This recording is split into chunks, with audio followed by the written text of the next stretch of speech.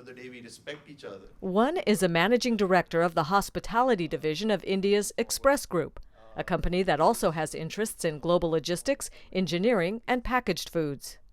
The other, the chairman of Singapore-based IMC Pan-Asia Alliance, involved in integrated supply chain operations, real estate, investment and fund management, and philanthropy.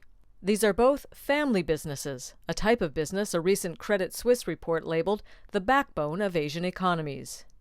Hiren Gandhi and Chavalit Frederick Tsao are members of the current generation of leaders heading up their family businesses, a mantle that has been passed down through several generations.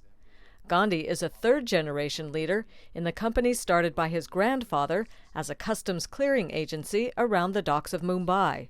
It diversified out of necessity. Is an incidental thing. You always need cranes for handling cargo on the docks. So he got into a crane business, which was a simple buy versus rent decision.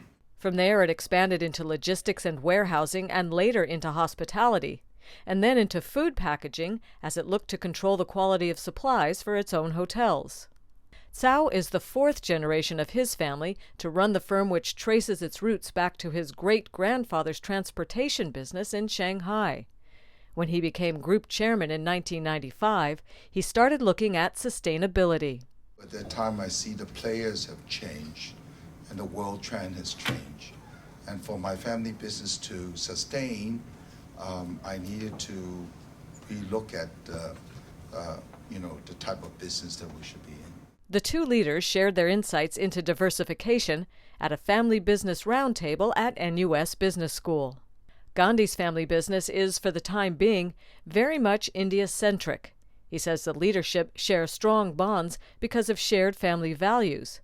But with 7 cousins across different generations managing 5 group companies, that doesn't mean it's always smooth sailing. We have a very simple mechanism where we meet at least once a month. We deliberate, sometimes throw shoes at each other, but it happens in the boardroom and it stays within the family. Tsao's businesses are more geographically diversified, not surprising given his wildly branching family tree that even he has a hard time tracking. Well, my family's gypsies. Okay, so my great-grandfather, of course, Chinese from Shanghai.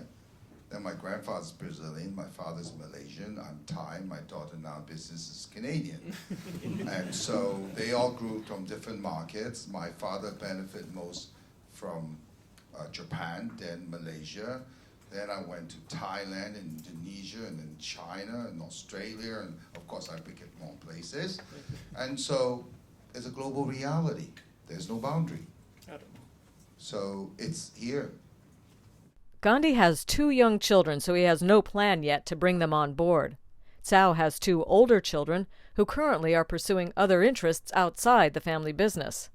But if and when their children should decide to join the family business, both men have long-term strategies to make sure their companies survive for the next generation and beyond. The way I look at our businesses to grow is obviously operate in the current field of logistics, hospitality, food and engineering businesses that we are in. And most importantly, I think we will have a global presence. That's the ultimate goal. And also to be flourishing in social development as we are already doing as part of our group goals. For us, is direction. Because vision is a form that actually locks you into fear.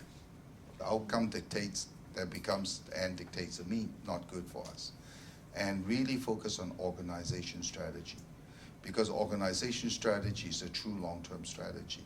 We do not know the environment, what it is, but you have to be prepared organizationally to deal with it. And just let the means be the end.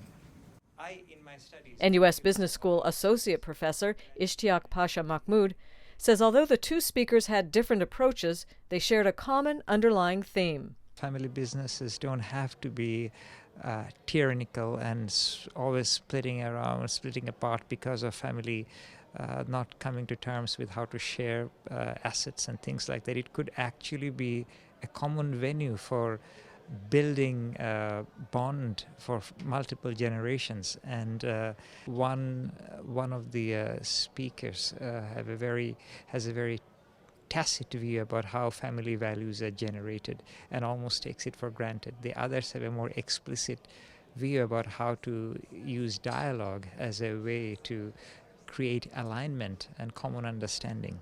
In the not-so-distant future, we'll know from the next generation how these diverse strategies paid off. For NUS Business School, I'm Katie Sargent.